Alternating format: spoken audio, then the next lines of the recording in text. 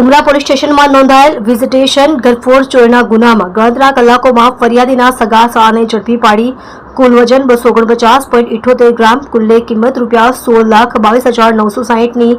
મત્તાનું ચોરી કરેલ મુદ્દામાલ સોના ચાંદીના દાગીના રિકવર કરી ગુનાનો ભેદ ઉકેલતી સુરત શહેર ક્રાઇમ બ્રાન્ચ ગત તારીખ 11/11/2024ના રોજ ઉમરા પોલીસ સ્ટેશન પાર્ટ 1 ગુનો રજિસ્ટર્ડ નંબર 2024 ભારતીય ન્યાય સંહિતાની કલમ 305 ક 331 331 4 મુજબનો ગુનો જાહેર થયેલ, જે ગુનામાં ફરિયાદી શ્રી અમૃતભાઈ ડાયાભાઈ ભંડારી ઉંમર વર્ષ 61 રહેવાસી 63/2 દરજી મોહલ્લો જૂના મગદલા સુરત શહેરનાઓ પરિવારના સભ્યો સાથે પાલીતાણા અને વીરપુર મુકામે દર્શનાર્થે ગયેલ હતા. તે દરમિયાન તારીખ 8/11/2024ના કલાક 5 થી તારીખ 11/11/2024ના કલાક 1 દરમિયાન હર કોઈ વખતે ફરિયાદીના ઘરના પાછળના વાડાના ભાગે આવેલ લોખંડના દરવાજાનું તાળું તોડી ઘરમાં પ્રવેશ કરી ઘરના કબાટમાં મૂકેલ રોકડા ₹51,000 તથા સોનાના આશરે 137.5 ગ્રામના દાગીના જેની અંદાજિત કિંમત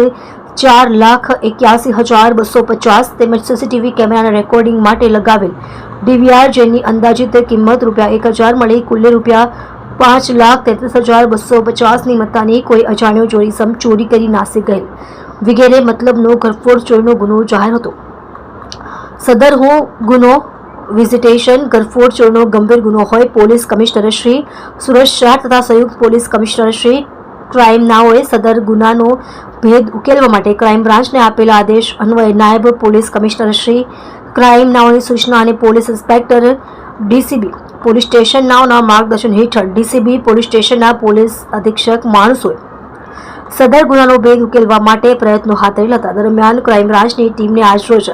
આધારભૂત બાતમી હકીકત મળેલ કે આ ઘરફોડ ચોરીનો ગુનો ફરિયાદી અમૃતભાઈ ભંડારીના સગા સાળા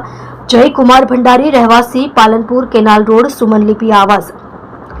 સુરત શહેરનાએ આચરેલ છે. જે હકીકતના આધારે ફરી શ્રીના સાળા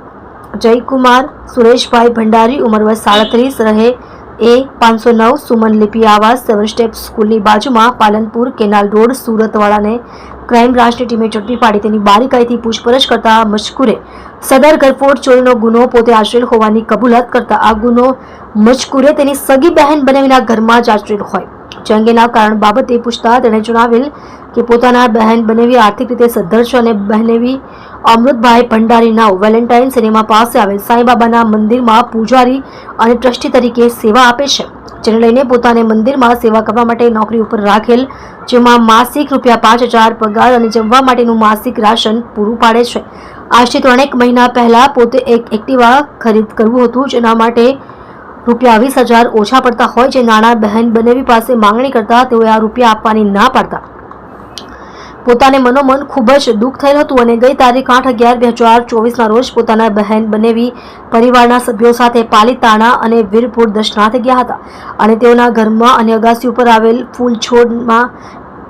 પાણી પાવા માટે મુખ્ય દરવાજાની ચાવી આરોપીને આપી ગયેલ અને ઘરના બીજા રૂમો બંધ હતા. તે દરમિયાન 10/11/2024ના રોજ પોતે ઘરમાં મૂકેલ રોકડ અને દાગીનાઓ ચોરી કરવા માટેનું નક્કી કરી ઘરમાં કોઈ અજાણ્યો ઈસમ ચોરી કરી ગયેલ છે તેવો ભાસ ઊભો થાય તે માટે ઘરના પાછળના વાડાના ભાગે આવેલ લોખંડના દરવાજાનું તાળું તોડી ઘરમાં પ્રવેશ કરી ઘરના કબાટમાં મૂકેલ રોકડ તેમજ દાગીના ચોરી કરી લીધેલ હતા અને આ ચોરી કરેલ સોનાના દાગીના પોતાના સુમનલિપી આવાસ ખાતે આવેલ મકાનમાં છુપાવેલ હોવાની કરેલ કબૂલાતના આધારે ક્રાઇમ બ્રાન્ચની ટીમ દ્વારા મજકૂર આરોપીના ઘરે બેડરૂમની અભરાઈની નીચેની દિવાલે આવેલ ખાંચામાં દાગીના મૂકી વ્હાઇટ સિમેન્ટ લગાડી ચણતર કરી દીધેલ, જે દિવાલ તોડી જુદા જુદા કુલ વજન 249.78 ગ્રામ, કુલ્લે કિંમત ₹16,22,960ની મત્તાના સોના દાગીના રિકવર કરી ઉમરા પોલીસ સ્ટેશનની વિઝિટેશન ઘરફોડ ચોરીનો ભેદ ઉકેલી નાખેલ છે. ગુનાના કામે આરોપીએ ડીવીઆરની પણ ચોરી કરેલ તે ઓએનજીસી બ્રિજ ઉપરથી તાપી નદીમાં ફેંકી દીધેલ હોવાની કબૂલાત કરેલ છે. તમે જોઈ રહ્યા છો કેપી ન્યૂઝ ચેનલ રફીક શેખની સાથે.